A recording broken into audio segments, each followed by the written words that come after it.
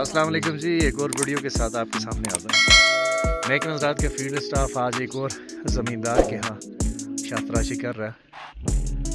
ये एक पौधा हमारा शाहतराशी का मुकम्मल हो चुका है, ये आप देख सकते हैं। महकमा ज़राअत के फील्ड स्टाफ ज़राअत के फ़रोग़ के लिए हमारा गोश हर वक्त तैयार चाक को चुबंद तैयार रहता है। तो आइए चलते हैं, देखते हैं कितने पौधे इन्होंने कर लिए हैं और मज़ीद कितने पौधे बाकी, और ये किस तरह से शाहतराशी कर रहा है। माशाल्लाह जी, हमारा फील्ड स्टाफ कमाल महारत के साथ सेब के पौधों की शाहतराशी कर रहा है।